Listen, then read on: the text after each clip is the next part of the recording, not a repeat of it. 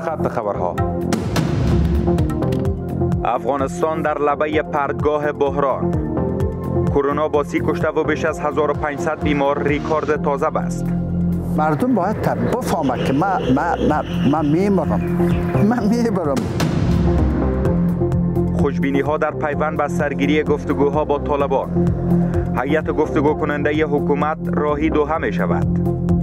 جانب مقابل با یک اراده قوی حاضر به مذاکرات شود و این مذاکرات در نگرانی مجلس از شدت گرفتن نبردها در کشور. دهها خانواده در بغلان از خانه‌هایشان فرار کردند. مجلس خواستار آتش بس است. زرها و کرونا اورسوی دی جنگ لوجه دی خلق کرونا ورانسوی و زنگ هشدار در بریتانیا. موج سوم کرونا سر بلند می کند.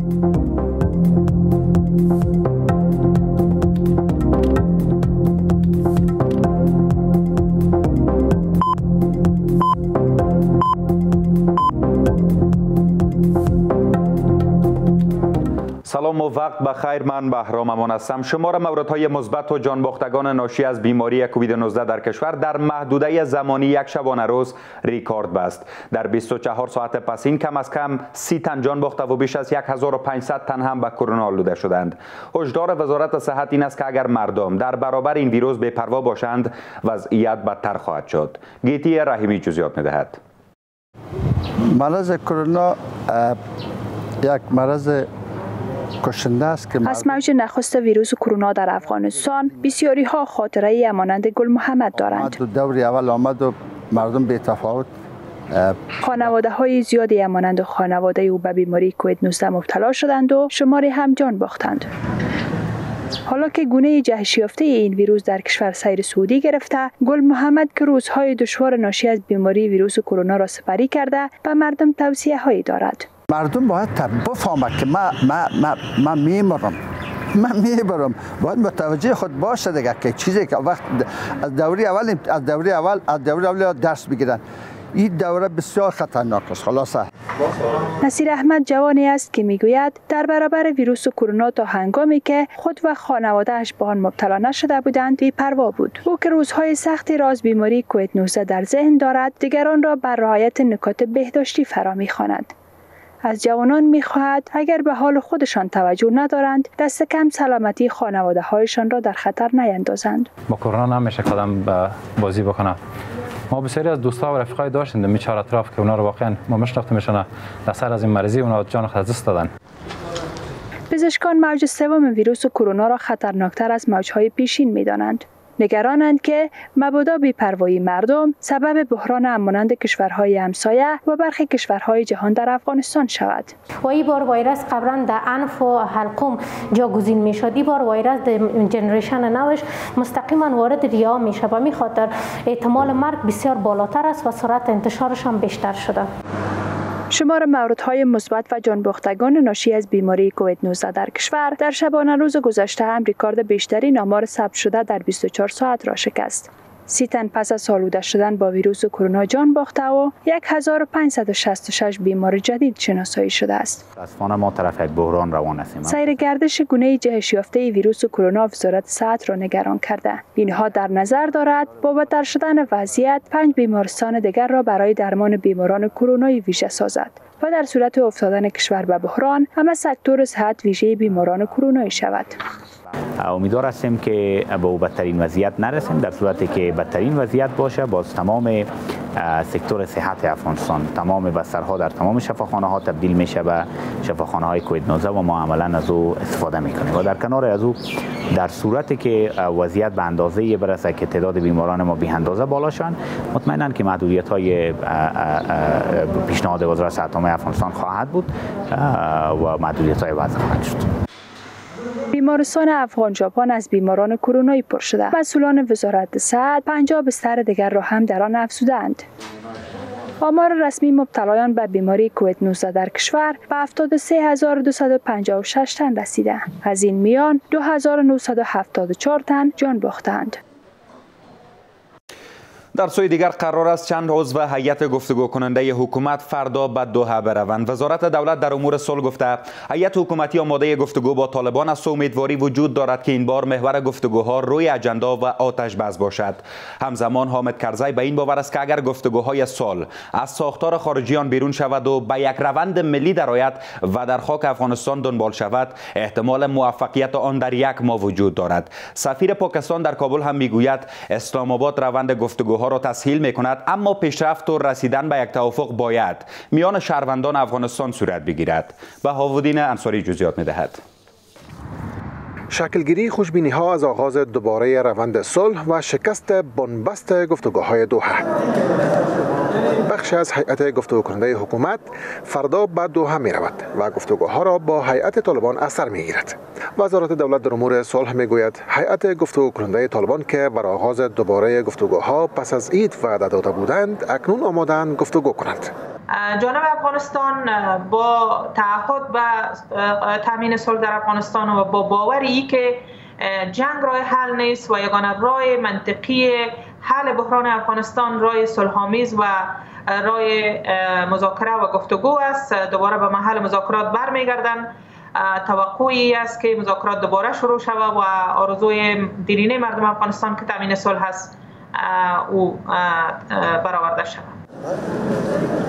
بحث روی اجندا در آتش بس امیدواری عضوهای هیئت حکومتی است که قرار است پس از 4 ماه غیابت بار دیگر در برابر طالبان در میز گفتگو قرار بگیرند.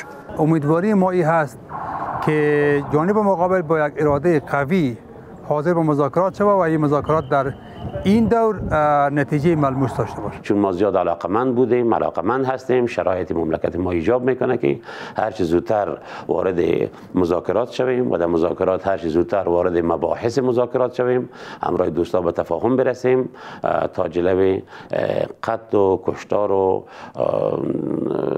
جلوی حالت بد امنیتی که در کشور متاسفانه دام داره جلوی گرفته شود.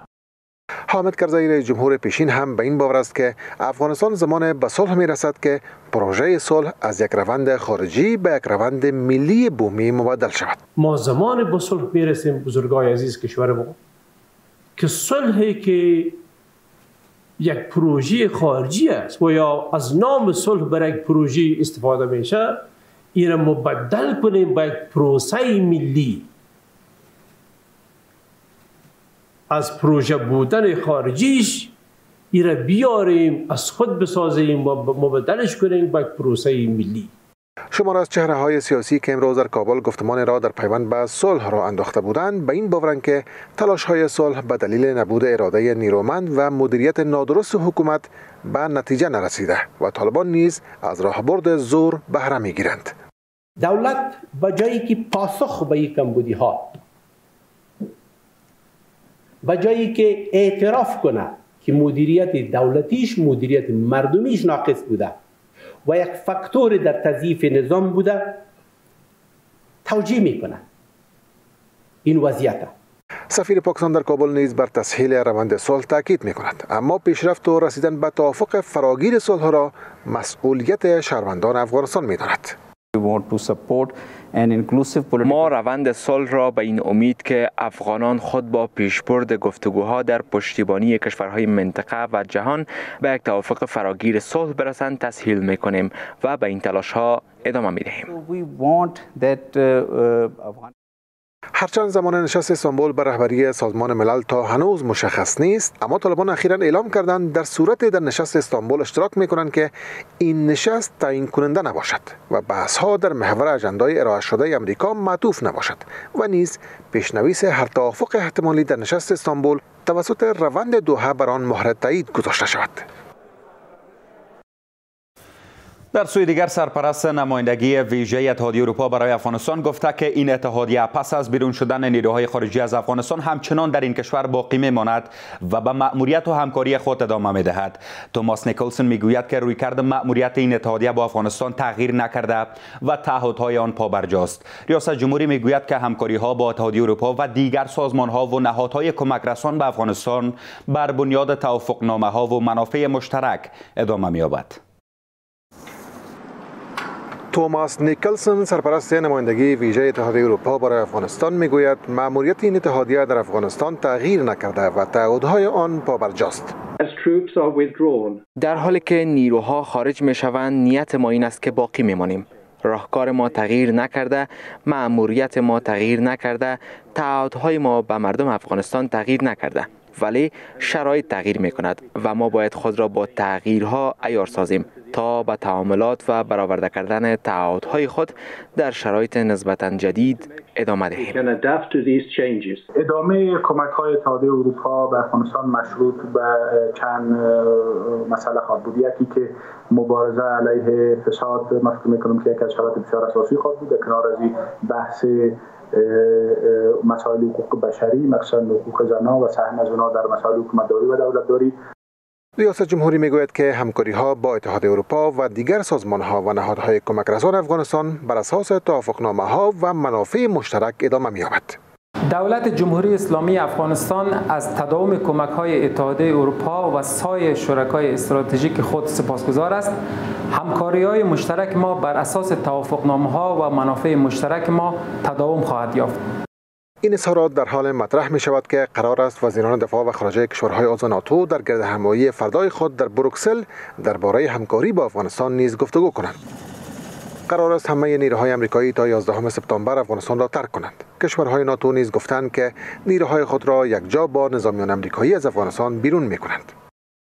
همزمان نماینده پارلمان بریتانیا اعلام کرده که جنگ افغانستان 28 میلیارد پوند هزینه داشته و منجر به کشته شدن 450 نظامی بریتانیا شده است. توبیاس الورد گفته است که نیروهای خارجی در حال از افغانستان بیرون می شوند که طالبان خشونت‌ها را افزایش داده و این کشور در آستانه جنگ داخلی قرار دارد. این نماینده پارلمان بریتانیا تاکید کرده است که راهبرد خروج آمریکا از افغانستان یک راهبرد مؤثر نیست و بریتانیا پیش بینی در این مورد نداشته است. یا بیم داشتن یا ترس داشتن یا امید داشتن. امروز رئیس جمهور غنی در سخنرانی خود در دانشگاه کابل تاکید کرد که منطقه برای خروج نیروها از افغانستان آمادگی نداشت. همین گونه شدت آتش نبرد در بخش‌های کشور نگرانی مجلس نمایندگان را برانگیخته است. قانونگذاران در نشست عمومی امروز خواستار آتش بس شدند و هشدار میدن که جنگ برنده ندارد. بر بنیاد گفته‌های قانونگذاران در حال حاضر درگیری‌ها در ولایت‌های هرات، هلمند و ارزگان ادامه دارد و ده‌ها خانواده در پی درگیری‌های پسین در بغلان بیجا شدند. نشست عمومی مجلس نمایندگان جدی‌ترین نگرانی افزایش دامنه درگیری‌ها در کشور، آتش بس و قطع جنگ هم خواست همگان در مجلس. قانونگذاران نگران وضعیت امنیتی در برخی ولایت‌هاند. معاون نخست مجلس نمایندگان میگوید جنگ روان برنده ندارد.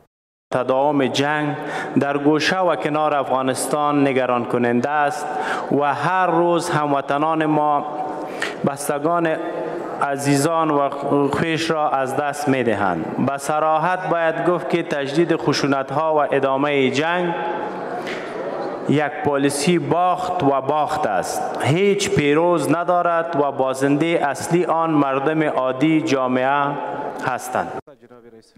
در ادامه نشست از دوام نبردها در بخش‌های از ولایت‌های ارزگان، هرات و هلمند نگرانی می شود.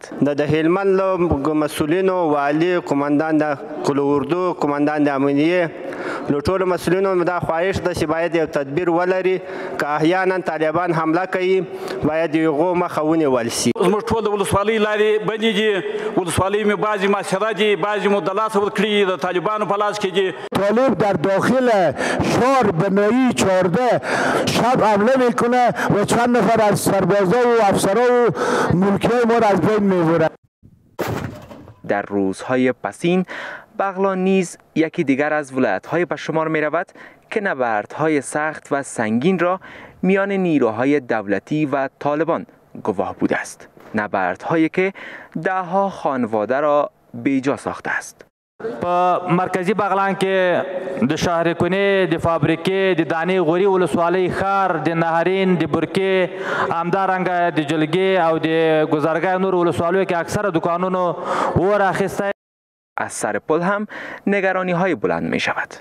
امروز در شمال از دهها مملکت خارجی فعلا سرپرماندی کل نیروهای طالب به دست دارند. این جاده آباد نمانده، از جاده‌های پاریاب شروع تا بادغیس زیرات، این طرف هم تا بدخشان.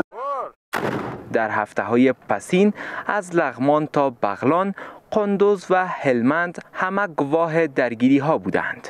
تحمل دوام این درگیری ها با گذشت هر روز به دوش مردم سنگینی می کند. از همه طرف ها به ویژه طالبان خواست تأمین آتش بس دارند. شمار از قانونگذاران انتقاد دارند که شورای عالی مصالحه ملی نتوانسته صفهای را برای صلح واحد کند. به باور اینان انتظاری که مردم از ایجاد شورای عالی مصالحه ملی داشتند همچنان یک انتظار باقی مانده و کارکردهای نهاد در راستای صلح به نتیجه بوده. برخی جریان‌های سیاسی هم تاکید دارند که ایجاد این شورا از بنیاد اشتباه بوده و به جای یک هویت واقعی برای صلح افغانستان امتیاز شکلی برای پایان یک تنش انتخاباتی بوده است. اما شورای عالی مصالحه ملی در پیوند به این انتقادها دیدگاه به دست نمی‌دهد. باز هم میلاد سیار گزارش می‌دهد.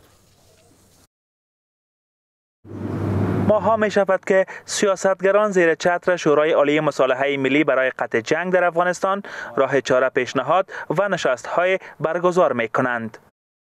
اما بیرون از دیوارهای سپیدار در پیوند به این تلاش‌ها بی‌باوری‌ها و انتقادهای جدی وجود دارد.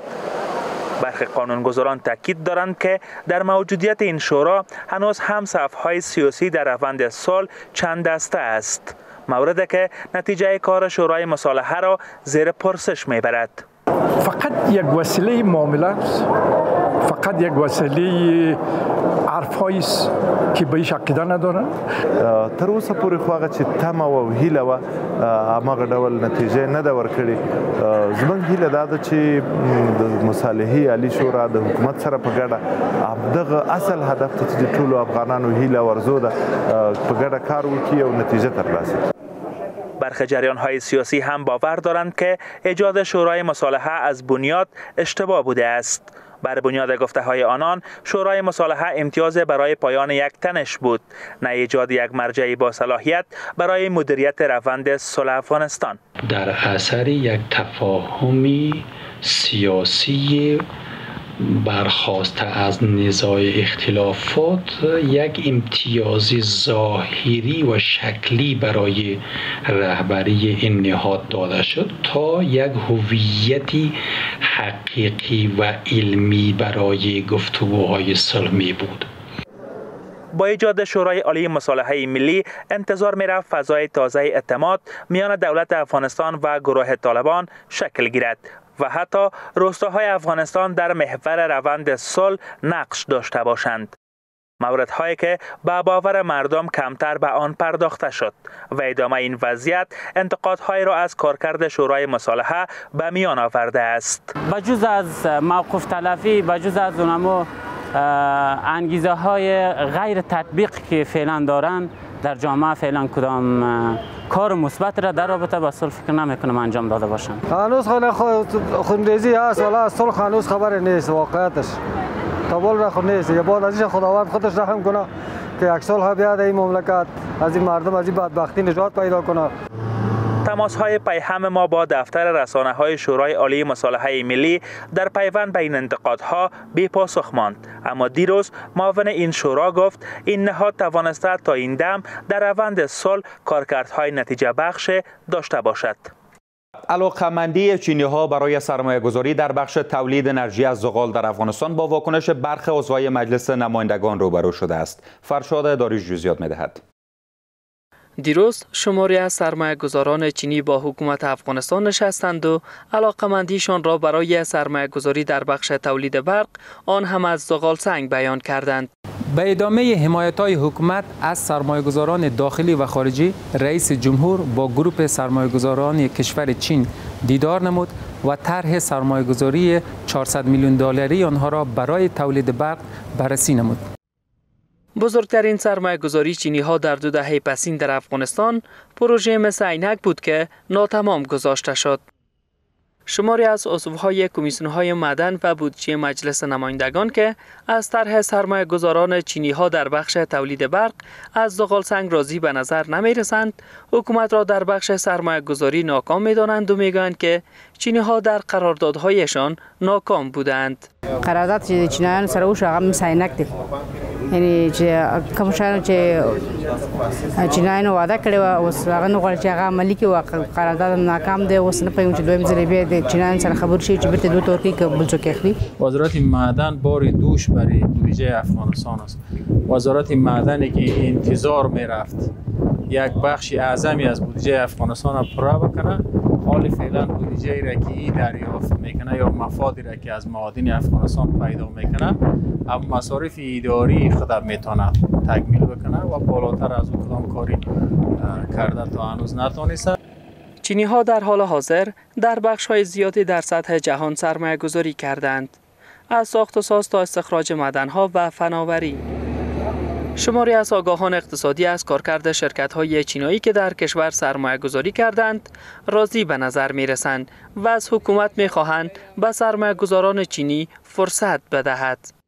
زما په نظر کچېرې زمینه شتره زمینه و د دوی سرمایه گذاري ته په افغانستان کې برابر شي، دا به یو ډېر مثبته پایله د افغانستان پر وضعیت هم ولري او پر اقتصادي پیاوړتیا باندې به ولري چې تر یوه اندازې پورې به زموږ اقتصادي چینې تر یوه اندازې به فعاله شي چې موږ یو لوی غټ مشکل د انرژي په تولید کې لرو چې هغه دا دی چې موږ اکثره د انرژي د تولید پروژې نیمه کاره پاتې دي، نو ښه به دی چې و دې پروژې ته د چینایانو ته یو سمه زمینه برابره شي.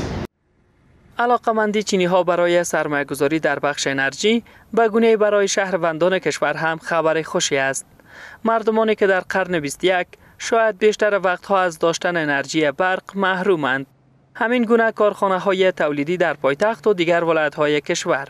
ما خواهشمند هستیم از دولت خود که باید امنیت اینا گرفته شود و مسئله بعدیش که باید فساد جلوی فساد گرفته شود تا بتونن اینا سرمایه گذاری بکنن که منافعش به ما مردم افغانستان ملت رنجیده ما بتوانیم از این استفاده درست بکنیم. تماما مؤسسات خیریه خصوصا با دوستای چینایی همکاری کنن که تا که زمینه کار و برق و بازسازی را در افغانستان بدون فساد بدون کدام چیزی به پیش برند. از طرفی هم کاهش در سرازیر شدن پول از کمک کنندگان اروپایی و امریکایی در افغانستان در سرمایه گذاری بیشتر را در افغانستان برای چینی ها باز می کند.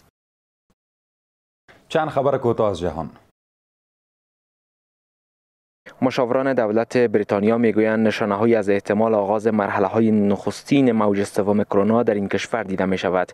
پروفسور راوی گوپتا میگوید گونه جهش یافته کرونا که در هند شناسایی شد در بریتانیا در حال سربلند کردن است. او پیشنهاد کرده که پایان کامل محدودیت‌های کرونا در بریتانیا که قرار است 22 روز دیگر باشد باید به تعویق بیفتد. دیروز برای پنجمین روز متوالی بیش از 3000 ابتلای تازه به کووید 19 در بریتانیا گزارش شد. مقام‌های چینی اعلام کردند که زوجها از این پس می‌توانند به جای 2 فرزند 3 فرزند داشته باشند. بیجینگ امیدوار است تا با افزایش سقف فرزندان مجاز در هر خانواده نرخ زاد و ولد در چین را بهبود ببخشد. تصمیم دولت چین تنها 3 هفته پس از انتشار نتیجه سرشماری جدید در این کشور اتخاذ شد.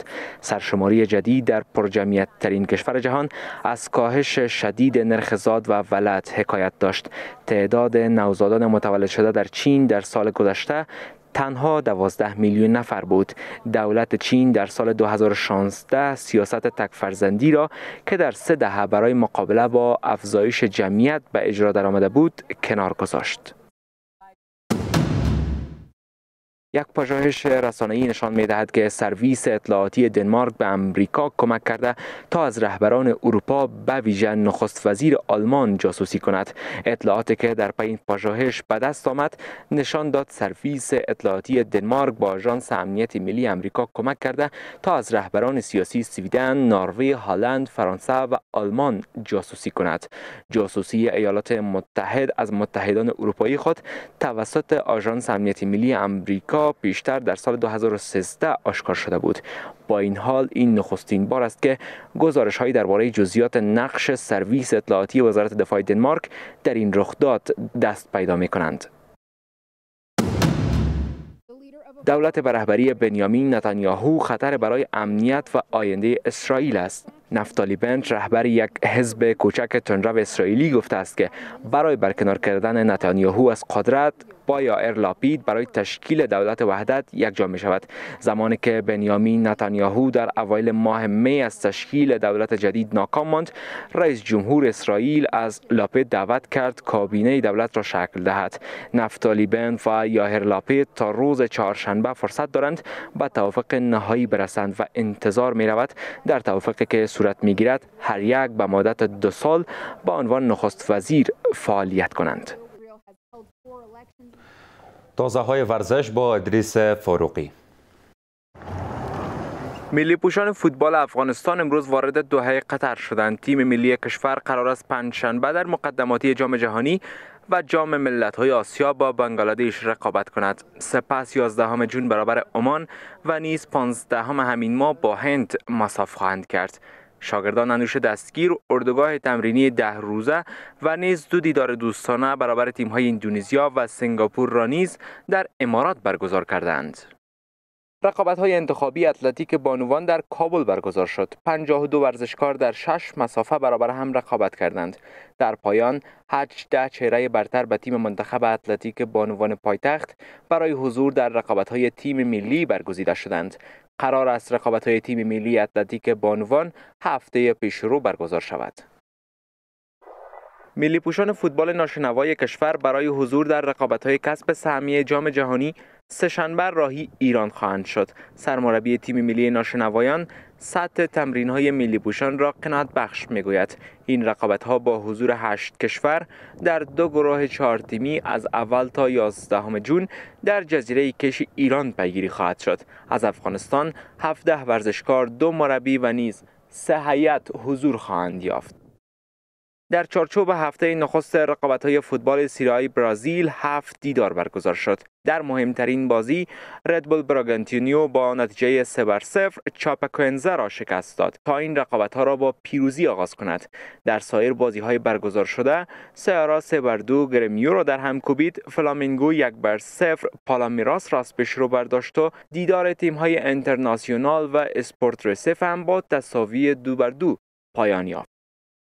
در سومین روز از لیگ ملت‌های والیبال 8 دیدار برگزار شد. والیبالیستان برزیل با حساب 3-1 نماینده کانادا را شکست داد تا با ثبت سومین پیروزی همچنان در صدر قرار داشته باشد.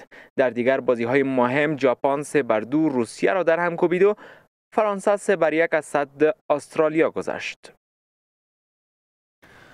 با این ترتیب رسیدیم به پایان این مجموعه خبری. از توجه همراهیتان جهان سپاس. وقتتان بخیر. خدا نگهدار.